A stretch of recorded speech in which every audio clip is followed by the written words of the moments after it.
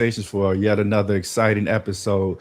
Tuning in today, joining us is Tina Sokolovskaya, Nikon Ambassador, photographer, and much more. Welcome to the show, Tina.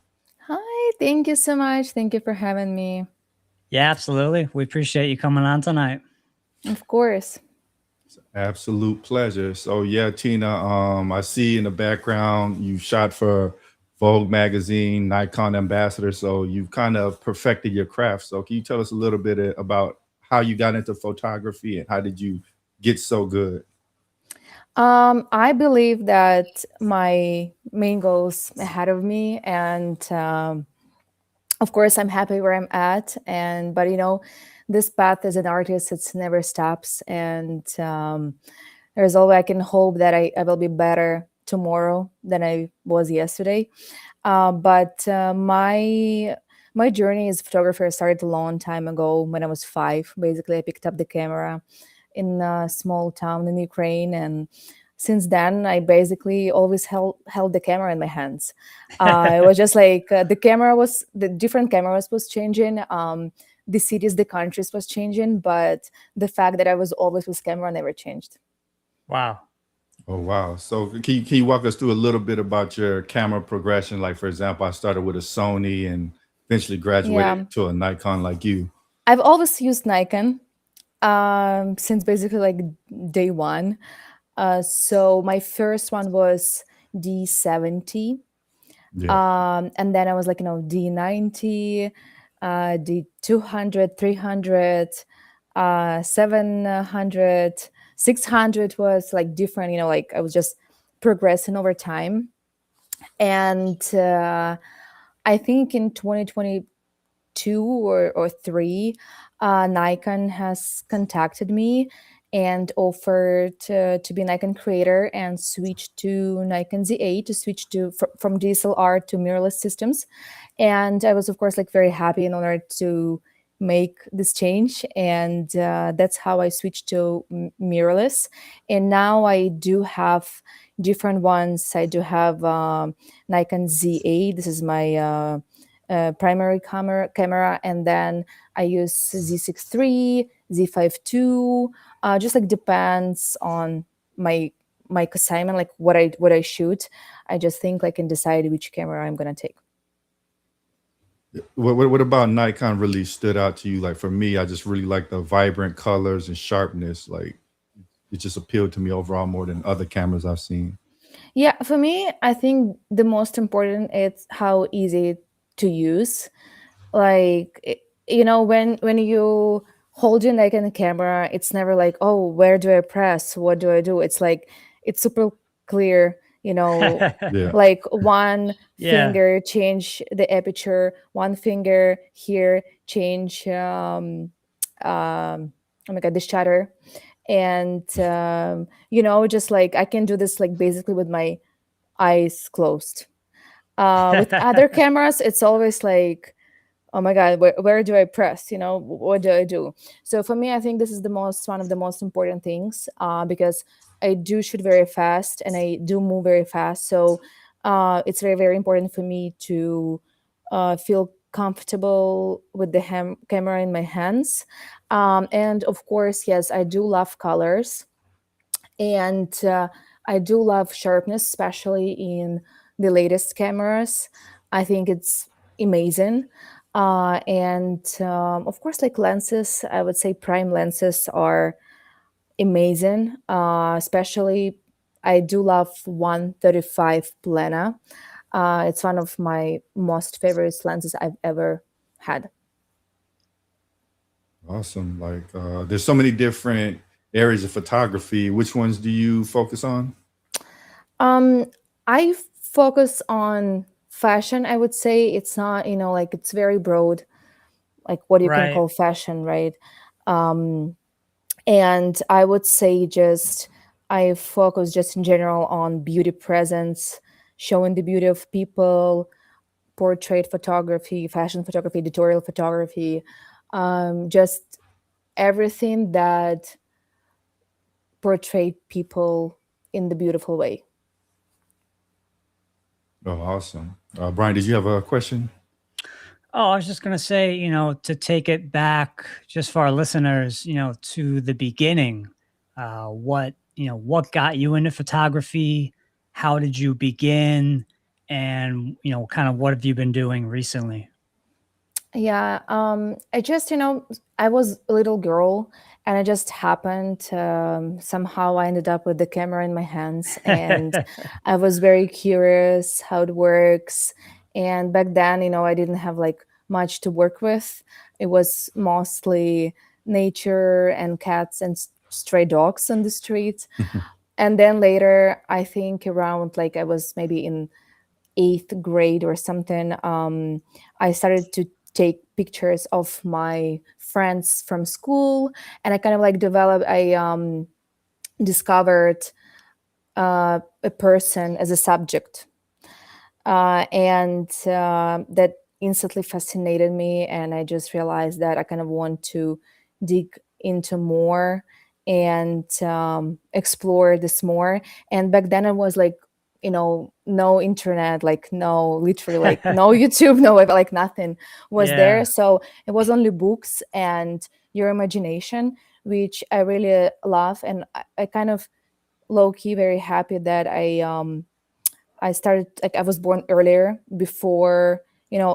all the super modern technologies, because right now it's basically, it's much more easy, right? It's like the choice is everywhere. You can go online, and you kind of overwhelmed with the information. You literally, like, you don't know what to read, what to learn. And I think, like, my personal opinion, it kind of like kills it a little bit when it's like too much, Mhm. when it's oversaturated with information. You cannot really focus on one, like, I don't know how to explain it, but I feel like it's kind of kills your creativity in a way. From one hand, yeah, it's cool that we have so much references and so much information, but from other hand, it's kind of stopping your brain from creative process. And that's like what I like, that I didn't really have much. I had only one book about photography, and I had to figure out myself how how to basically be a photographer, and how everything yeah, works. And I did not have any knowledge how to work with the light, and how in general, like what's the manual mode is, and how to work with the model. I did not have anybody to teach me, and it was no such thing as workshops yet, so it's really like was very challenging from one hand, but very interesting from other hand. And then of course, like with the time, it was becoming more and more popular. And then I moved to bigger city, and it was like, I could access some of workshops or talk to other people who were photographers at that time, and we could share the knowledge with each other. And this was really cool. And I was just like, I tried different subjects. I was night club photographer. I did events. I did weddings. I did many things, basically just, to see what I like, what I don't like, sure.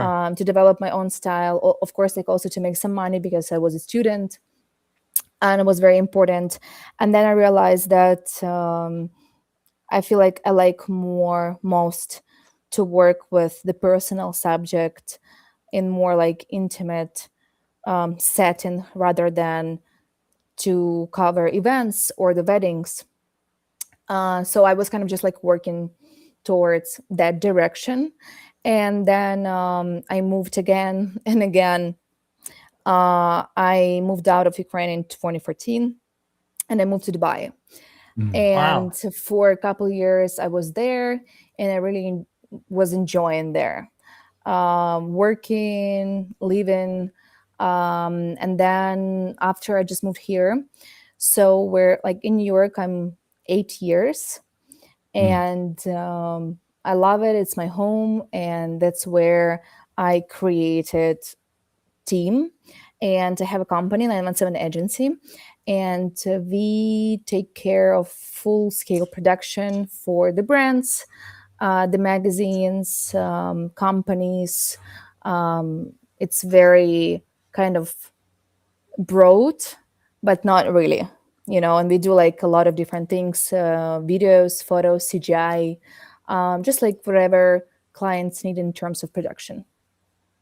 Awesome. Oh yeah, that's really interesting that you made a really interesting point you made was like learning before the internet. I know, Brian, you were saying something similar in regards to the drums. Like before the internet, you have to watch a video over and over and over, and replay that part. Yeah. Well, it's like I've said this to my students now because I teach heavily off of YouTube now. And I'll tell my students, when I grew up and I started playing, there was no YouTube. And they're like, what? There was no YouTube? I'm like, yeah, there wasn't. So I said, you basically, you'd put on a tape or you put on a CD and you play it over and over and over and over. And eventually you'd figure it out. But now, you got the side camera live. You can see the drummer. You can see every single note and hit. So I always tell them, they're very fortunate. They're very fortunate, and they should really use it because it does help a lot to have YouTube. Yeah, for sure. But I think like like just me playing video games, it make everything so easy now that when things become challenging, a lot of people when they don't have kind of the old school mentality, they give up. Like nobody's giving them the answer, they stop. Whereas nobody had the answers for you, so you have to keep trying, keep experimenting, keep discovering. So like in the absence of all of that information, how did you really learn, and what were the most important lessons that you took away from your experimentations? I would say the most important that I learned that soft skills are way more important than hard skills. Ah, Um, because in the end of the day, the connection that you establish with the subject, with the people you work with, it's way more important. And hard skills are honestly not that hard to master if you really put effort into it. It's more, of course, about your vision and how you use and how you ended up using the tool. It's not that important. There is like so many ways of doing that, and in my opinion, the camera itself, it's not that important if you do have the vision, if you do know how to use properly. You can make great shots with any camera, and even some blurry or technically not perfect picture may became the best picture you ever created and the most fascinating picture that people seen and attracted to. So it's absolutely doesn't matter, in my opinion. Of course it matters. Like in order to break the rules you have to know rules, right? but yeah. um but in the end of the day, just I don't like when people over focus, like super hyper focus on getting the shot right and just like making sure it's a perfect picture, but it does not have the connection or the soul. Like you look at it and it's empty. And what Right. we want to see the story behind the eyes of the model. We want to see what's happening there. We want to see connection, and I think this is way more important.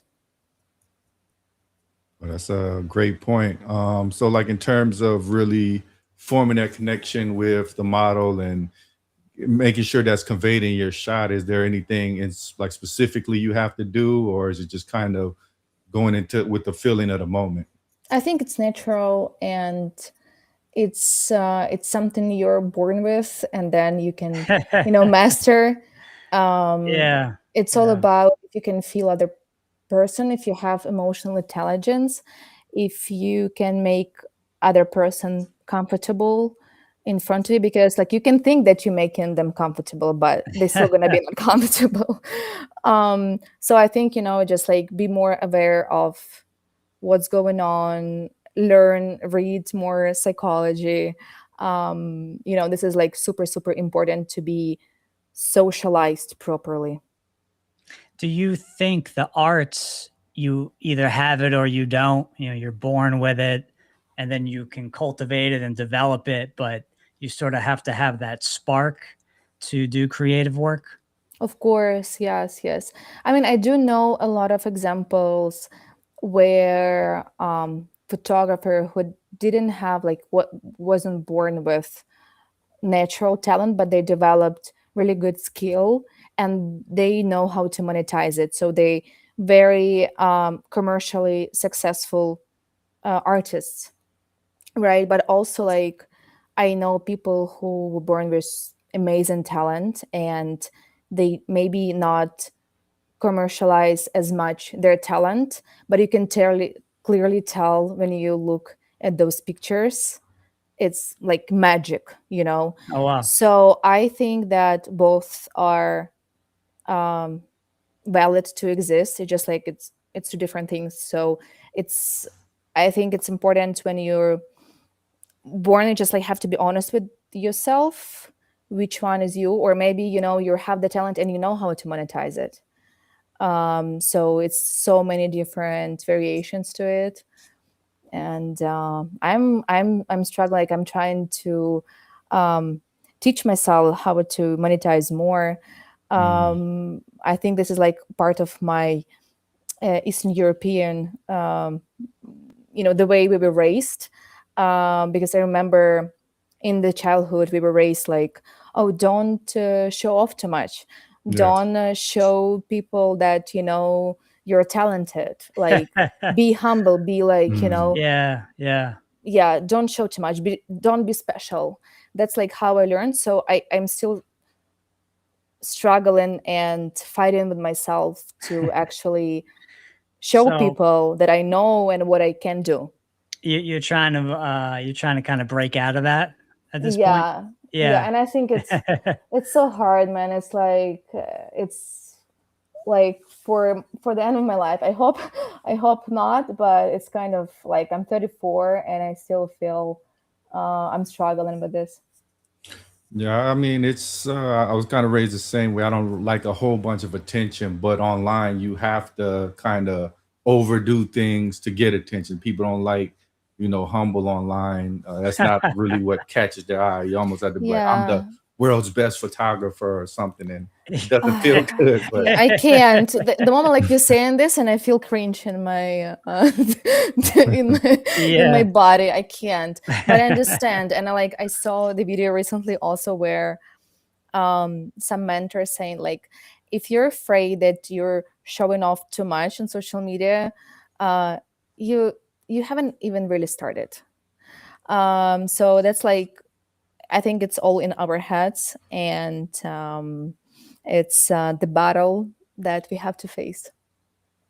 yeah, it's pretty much like a game, like what we had to do on the podcast, almost like dress in a way that we normally wouldn't to catch attention. I think you have to almost make a character up, and that's what you're putting out there because otherwise, if we just our calm, collected selves, people just pass right by.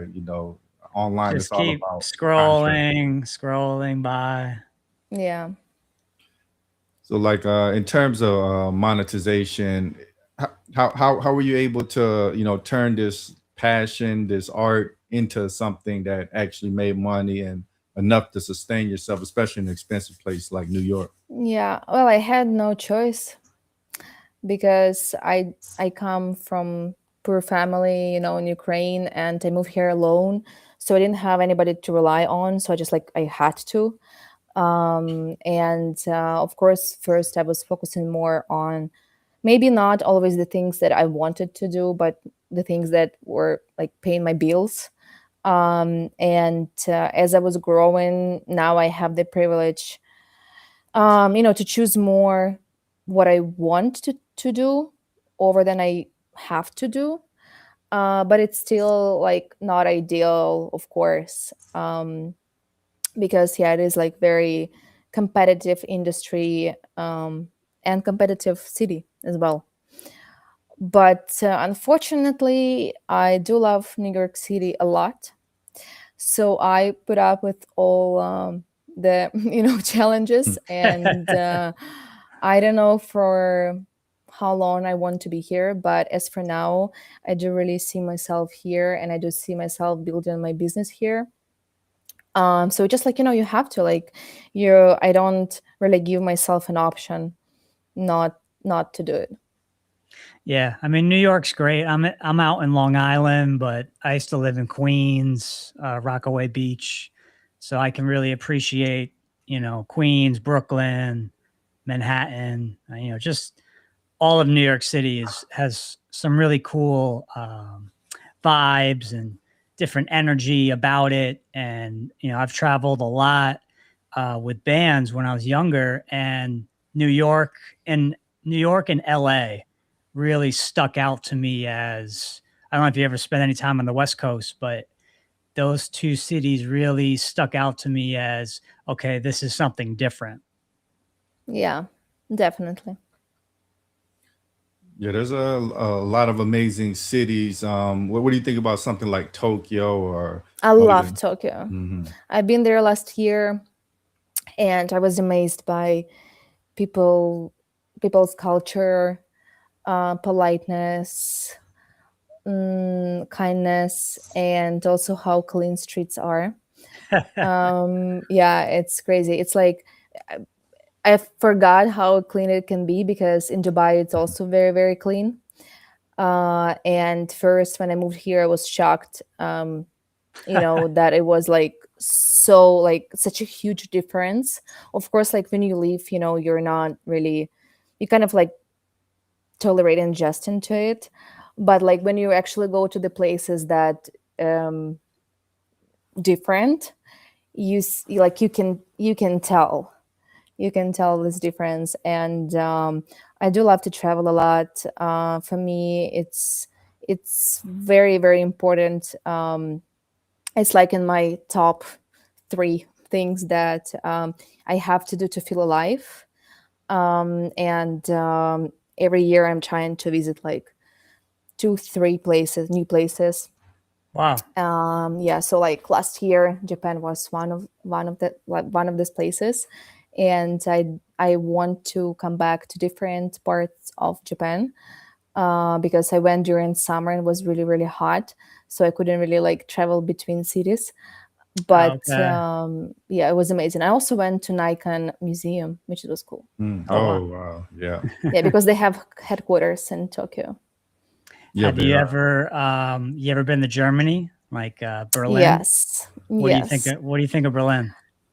It's different. It's interesting. The people are interesting. Oh yes. Definitely like not my type of place where I would feel comfortable to live. But as a travel, yeah, it's very cool. It's very avant-garde. To see all of the rich history, the Berlin Wall, and Yeah. all those ancient artifacts is I mean, pretty cool. honestly, everywhere outside of America, you can see like ancient history, Mm. pretty much. So wherever you go, you can, especially like anywhere in Europe, it's huge, huge history. Right. So, and I'm from Europe, so I was always like more exposed to history in this sense. And I was lucky to travel more when I was younger, because it was so close. Like it's literally like few hours on the plane, and I could be like in France or Greece or Italy. Wow. So it was awesome. So, like when touching down in a new destination, what really captivates you more? Is it the architecture, the landscapes, or the people, or just a combination of everything? I think combination, but also food. I'm a big food Mm. person, so I really, really love like I like to open Michelin Guide and to explore some places. I would say that Japanese and like Greek food are my favorite. But of Mm. course, like I love to try new things. And architecture, I love museums. I love to learn new things. And of course, if I can bring my camera, I always try to bring my camera and to try to have the shoot there, just to mm, capture the momentum. And I think this is very important for me as an artist. Of course, like not everywhere. Like in Tokyo, I didn't take, so I don't have any, professional photos from Tokyo, just from my phone. But I did buy camera, vintage camera there, F100, the film one. But yeah, I think like this is something that inspires me a lot and inspires me to create and think differently.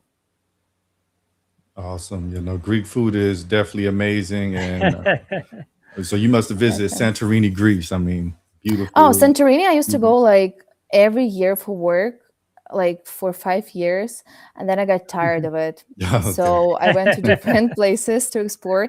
And recently, a few years, I've been like this July and last year, in the year before that, island of Crete. Mm. And I love it so much. It's where we meet with my family because my family in Europe. So I usually fly to somewhere to Europe to meet with them. Oh, And nice.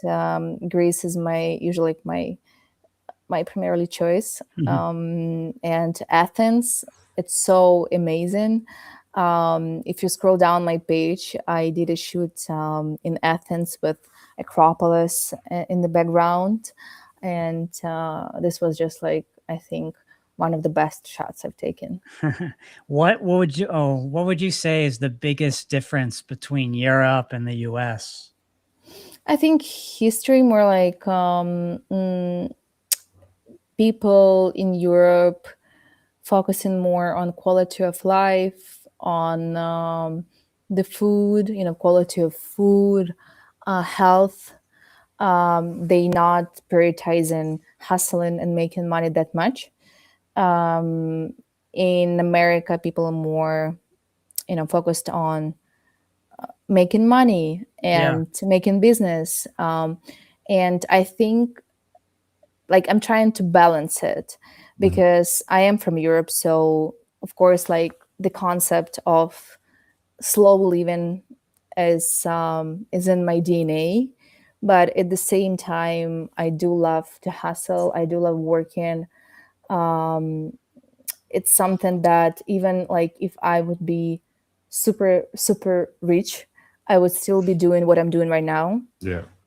And right now, yeah, I like the reason why I moved here, right? Because I do want to achieve some goals of mine, and Yeah. I do feel that like in my 30s, I do have the energy to do it, and then like I can go back to slow living a bit later in life. What would you say your primary goal is at the moment?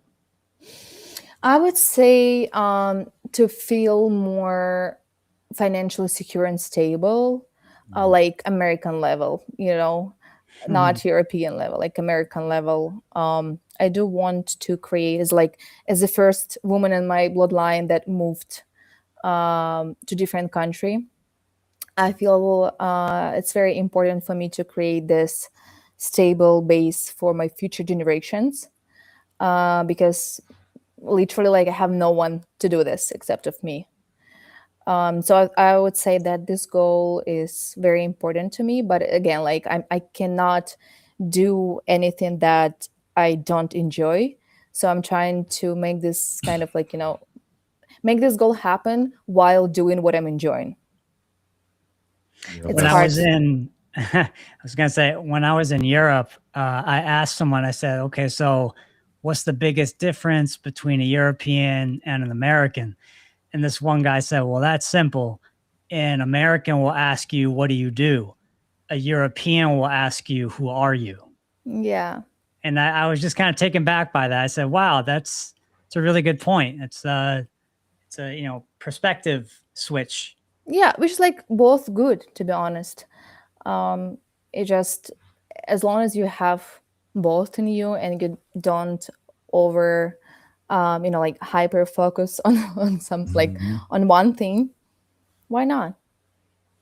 Yeah, I think that's a challenge. I know you being an artist, sometimes you just want to enjoy what you're doing, but the reality is we have to make money. So that's where the artist and the business start sort of clash, and you have to choose like maybe I might have to do some a little less of what I love to make more money? Like how do you find that balance to where you're not compromising too much of the art just to make money?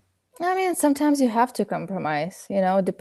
Depends on where you in life. Like, in the end of 2024, I had really like challenging period in my life where like my dad was diagnosed with cancer, and my cat also like was near death, and I had to Wow. like deal with that. And then I had like a urination disc in my back and I couldn't move, Mm. and everything like happened at once basically. And I literally like I was in need of a lot of money at like literally like one moment for everything. So, and I couldn't really like move that much to work because my work is very physical, right? So in those kind of moments, you are kind of like more, like you will compromise on many things Mm. because it's more of a question of survival at Yeah. that point, and the whole point of trying to make it so you never put yourself in this survival mode. So you Yeah. always like you reach the point where you create this kind of safety net for yourself, where like no matter what happens, you never get to survival point.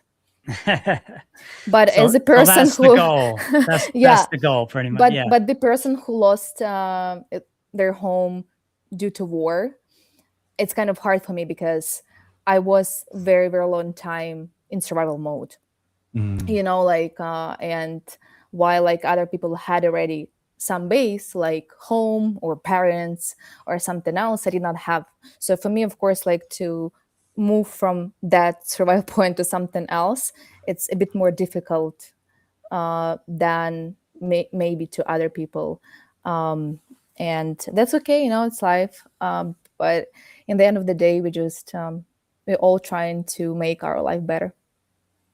I think a lot of us in America, we kind of take a lot of the amenities for granted. We have social, some level of social safety net. Yeah.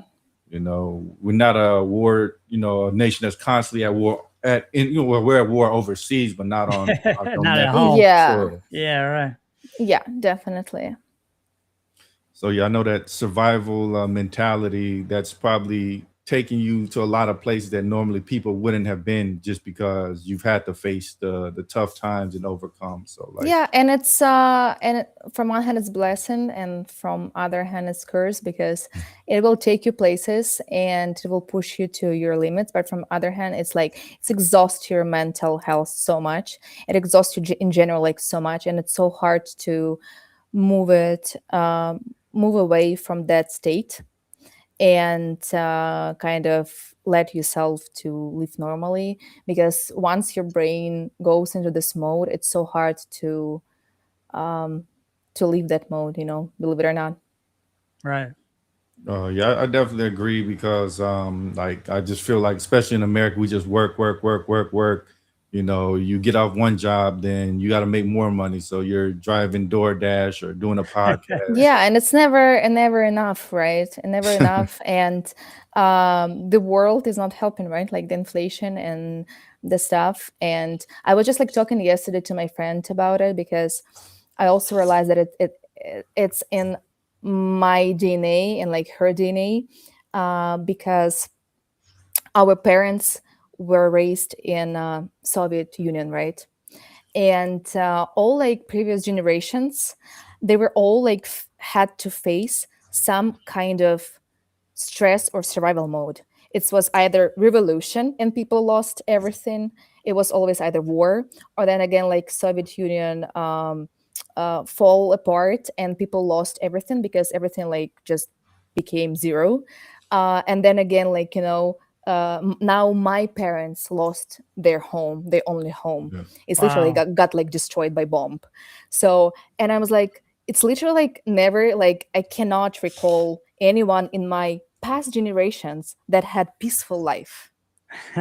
Everybody had Wow. some some survival issue. So of course, like when this like runs in generations, so like this like collective like with I don't know if you guys use this in English, but we kind of like say with the milk of the mother it comes to you, you know, like Mm. the experiences of previous generations are go through It kind of passed those, it down gets through the passed down DNA. Yeah. generations, Yeah. want it, Yeah. you want it or not. So Yeah. it's also like I think it's contributed to the part of course like who I am and my struggles. So but I'm just like trying to use it in a positive way, like not to fall too much into a victim state and Yeah. more yeah, trying to use it as my leverage. Oh no, that's amazing. I mean, me, I'm half black, half Korean, so both of these sides they kind of had a traumatic history. Like the Japanese occupation of Korea. You heard about slavery and all of this. Like I've been blessed to not experience all of that, but you still, I guess, trauma still passes down generationally, and you still feel tense. You don't know why, but it's Right. like, Yeah, and here I am telling you how amazing Japan is. yeah. How insensitive of me. So like, go ahead, Brian. I know you probably have something on your mind. I guess just for our listeners, if someone is really into photography and they're watching this right now and they're wondering, I just don't know if I have a portfolio to put together that's going to be good enough. I don't know if I'm good enough in general. What would you say to that person, that entry level person who they really want to break into your industry, but they don't quite have the confidence yet? Just overstep, but you just have to build your confidence with each day. You have to build portfolio and you have to build a team. This is the most important. You starting to connect with people. You have to have on your team like either producer or makeup artist, stylist, because style it is the most important part of photography. It can be visually perfect, but if I mean like technically perfect, but if it's not styled properly or well, it's not going to be amazing as like versus when it's actually styled. So I do think it's one of the most important things that you can do as beginner. Don't overthink too much about cameras, because like all people like man, like if I only had dollar every time I receive message from people that recommend me camera, which camera should I buy? And I was like, this like of course I can tell you, but which camera? But it's not really like the question you have to ask yourself. Just start with any camera that you feel like and just like try to do the shoots because it's about the vision, it's about the angle, it's about your like just like try to see what you like Mm. and work with people, and then later on you can question yourself, okay, what kind of camera do I need right now, what kind of camera will help me to deliver the results that I want to deliver. And then of course like I can help you on that more. Or right now it's even like it's so easy, you go anywhere online and you can read. But again, like it gets overwhelming, so just like go to the store, try different things, try different cameras, see how you feel. It's like it's what do you do when you pick up the car, you know you have to feel it, you have to drive it. Yeah. uh, so this Right. is like one of the most important things that I would say as advice for beginners. And then don't afraid to ask uh, people like mentors. Maybe reach out to photographers that you like and you admire, and that of people who offer in actually like private lessons or workshops. Those are investments that actually worth, and I would take those over general courses Mhm. or I don't know, college, like photography Yeah, I was college. gonna I was gonna ask, what do you think about going to college for art? Because I know that's I mean, kind of nothing wrong with this if you're going there for connections. Mhm. okay. I would say just like because I think like people given too much faith in the like okay, I'm gonna go to the college and I'm gonna have this knowledge that no one else have in the world, and it's gonna take me places.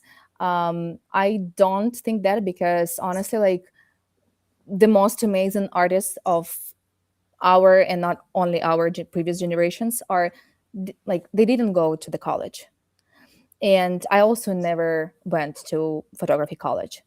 um, but it did not stop me from being a photographer. It's not like doctor. Yeah, of course, like, if you want to be a doctor, you probably have to go to college, and you, Yeah. you should, like, learn how to do surgeries from ChatGPT or YouTube. But photography is kind of, the field where you can actually be an artist without college degree. But I do feel that if you have the money, I definitely think you should not take loan for this. It's Yeah. not that kind of investment. I don't think it's worth it. It's my personal opinion. But yeah, like, if you have some, like, free cash that you want to blow, yeah, sure, you can go. And if you know, like, it's definitely the place where you can make connections that will help you.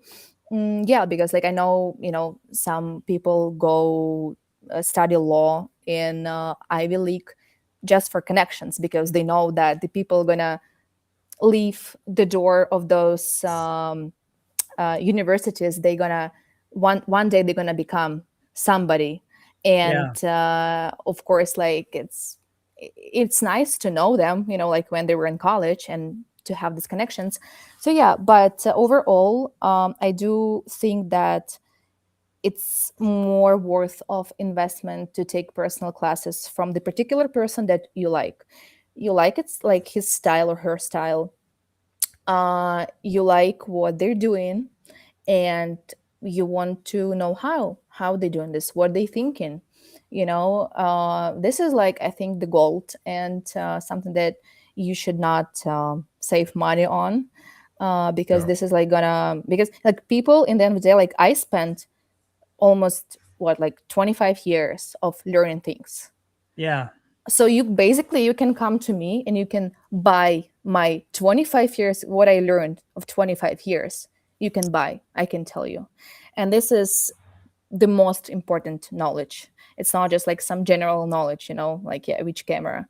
I can tell you which situations I've been on, and how I stressed, how I crisis managed some situations that not all the books can teach you, right? Yeah. So I think this is the most important thing: invest on, and then equipment. Yeah, so Okay. where can we take your course at, and how much is it? I honestly, I offer different packages depending on the Mm. goal. I always, like, I never really get into building some school or online things. It just, like, it's more one-to-one thing. When Mm. person comes to me and say, like, hey, I want to learn this and this, I'm interested in this and this, like, I can invest, I don't know, like, that much money, or I can invest that much time, and then we can work something out. It's more like, always, like, a personal thing to me. But I very often um, teach workshops with Nikon. They are free. And if you happen to be in one of those cities where Nikon doing some workshops, and I'm teaching there, it's also great opportunity to come and learn from me. It's more practice based. For example, it's either some photo walk outside, or it's a studio session where I have the model, and I just basically, like, show you how I'm working with the model. Mhm. How you interact. Yeah, and you can try Nikon gear for free. Oh wow. Okay, that's awesome. So I mean, you're kind of coming from the old school. I gotta ask, what do you think about AI being implemented into art? I like AI as a tool for my some pre-production processes. I use it a lot in the agency. We use it more, like, for example, to create, like, pre-production, to create the mood board, like this storyboard. Like, today we were shooting tennis player Alexander Zverev for, like, US Open, And we had very limited time with him. He was available only for in 1 hour, and we had to shoot so many different things. And I have to explain him in a very short time what he have to do, what I want from him, because he is not visual, he's not an artist, he doesn't understand, and we do not have time, for this tango. I we used AI to create very super visual. Like I took his image and I asked AI to generate me like scene by scene what he has to do. And Mm. I just showed him, okay, now you do this, here you have to do this, and it was very visual for him, so I didn't have to spend my time and like explaining him in words. Yeah. So for those things, I really love it as a tool, and it's really really helpful. Sometimes I of course like I hate myself for being lazy, because our brain always wants to find a shortcut Oh yeah. and not to put too much work. And Yeah. even like today, I was driving. So I got a new car a few weeks ago, and I was driving, and I was like, "What are those buttons on my wheel?" And then, of course, like instead of just like learning myself or opening, the manual book, I asked ChatGPT. I sent the Yeah. pictures like, "What are those buttons are?" You know, and I was like, and then I was like, what a brat you are, like what kind of like I'm so lazy, but for work, for those things I like, but of course I don't like when people trying to replace totally, like Yeah. saying, oh, we don't need real thing, like we don't need to hire real model, we don't need to see her real emotions, we can just create AI model that can do work for us. So these things, of course, as a visual artist, I'm very negative about it, but I feel it's in the end of the day it's up to customers and people. If the brands will see the response from the audience that they like it, they will keep up with this, and they will integrate AI even more in the world. But I do believe that if humanity will strike more and say like, no, like we're not buying this shit, you know what I mean, like we want real thing, Yeah. Yeah, that we we've have. had artists on the Yeah, show. This one artist, Ray, from somewhere in Canada, and she's just kind of saying, humans want human-made art on hanging on their wall. They don't want some AI generated painting in their living room. I was like, I think that's so true, and that's what's going to keep artists still in business 10, 20, 50 years from now, is that yeah, as humans, we like that human connection with art or music. I think it's very important. Kind of like, the drum machine came out, and that didn't replace drummers. It just became a tool that you could use for certain applications. yeah. And at the end of the day, like you don't want in your family photo album AI pictures of your family. You want Yeah. real moments. You want to capture, I don't know, your wedding, your real wedding, or your real kid's birthday, Right. So there's moments will always exist, and I think that maybe in the future the human art will become more precious when it will become more rare. It's always like how it works, and brands will come around. But I do think that in the end of the day, the power is in the hands of customer, and that's where they have to say something, Yeah. Yeah. and boycott brands that abandoning their employees or crew or visual artists.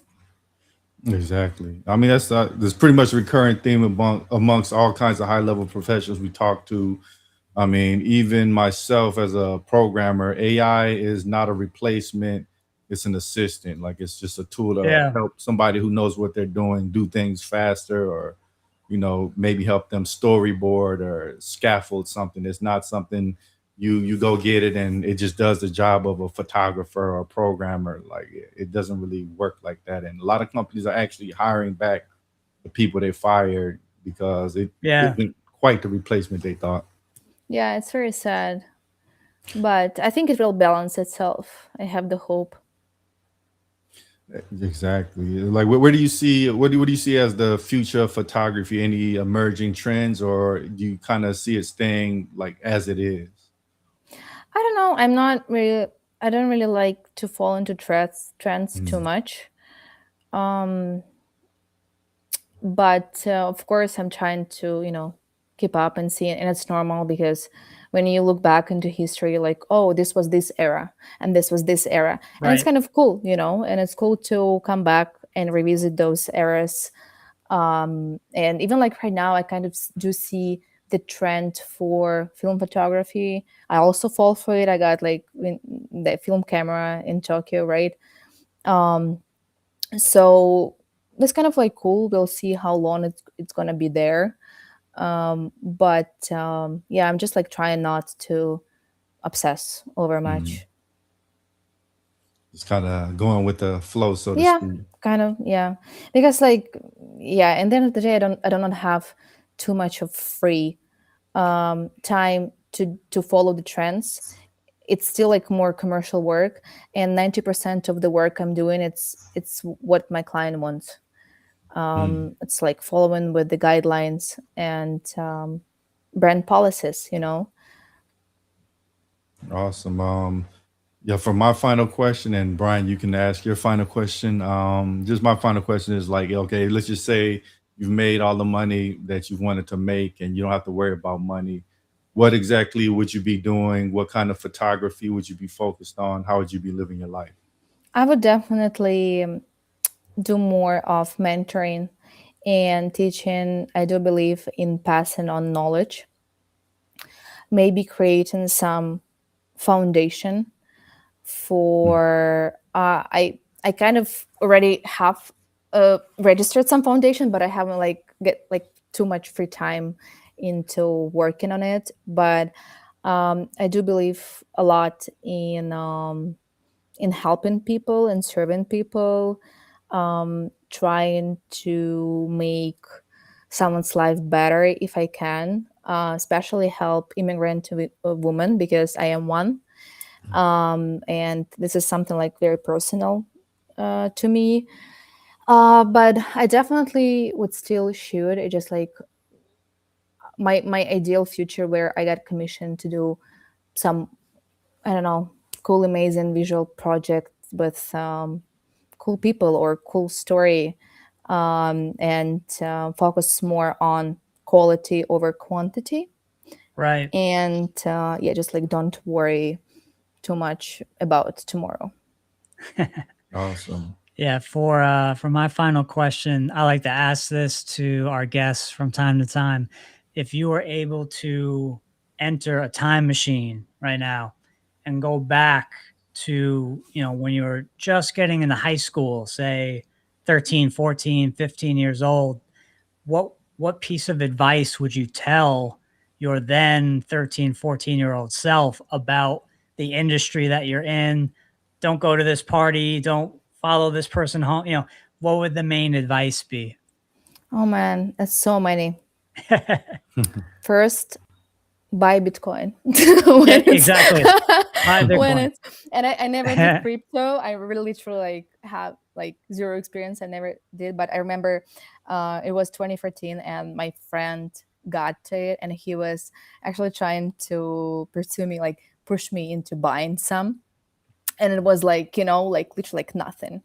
So it was definitely like if I had time machine, I would go back and say, yes, sure, let's do it. Yeah. Instead of like saying, what, like, come on, Bitcoin, um, that's not going to be what anything. is this? Yeah. Yeah. Then I would definitely like say to focus more on prioritizing some financial goals and to start saving up earlier, Yeah. if I could. Then travel more. I mean, I traveled a lot, but just like it's never Never enough. and never enough, because this is something that will expand your vision and Oh, yes. understanding of the world. Then I would say learn more languages as well, because it's much more easier to learn when you're younger. I'm trying to learn French now, and it's Oh, wow. so hard. Like, Yeah. I was like, and I was learning, I remember when I was like 13, and then I was like, I have better things to do. And I just abandoned it. And then I was like, man, why I was so stupid, like why I Yeah. quit. So this then, like, I would definitely say that prioritize the health of your back, because I have so many back Yeah. problems from the Same work, here. because I was like, oh my God, I don't like, I'm young, I can handle it. Spoiler, you can't. It never You goes think you away. can? No, it always Yeah, comes back. back, and you have to pay. And you, with each year, it's harder and harder. So I would definitely like say to, be more careful just about physical health and the mental health. And I would say like not, because I had this problem of, in the earlier stages, like trying to compare myself to others, Of course. because I did not have much. And you see, for example, like there's like few more other people, and they doing significantly better. Like you can see, Yeah. like they making more money or getting more clients, and so you cannot help yourself but compare yourself. So I would say like not to waste energy on that, and more, having the goal and just focusing on it. Absolutely. Awesome. And close this out since we're getting to the top of the hour. I mean, you pretty much gave a bunch of great advice there, but did you want to leave our audience with any additional closing thoughts, and where can they find you? They can find me on Instagram. It's Tina Sokolovskaya. If you guys can put, I don't know how it works, but if you can put Yep. my handle, you can always connect me there. I think I'm too old to use too many social medias at one time. So this is my the one I use the most. And over there, you can see my all other links, how you can connect with me. There is like my email and other resources. Follow my workshops. There is one in Texas, by the way, or it's Okay. coming up in Oh, wow. October in Houston. Oh, okay. That's like 5 hours away. Mm-hmm. Houston. And it's gonna be fun. So if somebody from, like, some people who are watching us from Texas, feel free to come. And yeah, and just like, yeah, be cool and follow me, guys. Yeah, I mean, yeah, you might give them a spelling of that last name, because I know they're gonna. That might be Yes, tough. Yes, Yeah. I can spell, it's Sokolovska, and the first name is Tina, so it's Tina. So, well, Tina Sokolovskaya. And yeah, it's not many people with this first and last name, so it's pretty easy to find. Probably find you pretty quick. Yeah. Yeah. There you have it. Absolutely amazing episode. It was a pleasure. And whenever Thank you you want to so much, come guys. back, let us know. We'll have you back. Of course, my Yeah. pleasure. Have a I good think- I night. think Thank we you, barely everybody. scratched the surface with you. We could definitely, Of course, yeah. we definitely dive It's always more. It's always deeper more. next time. Yeah. Thank you, everybody, for tuning in. We'll catch y'all next time. Thanks, guys. Okay.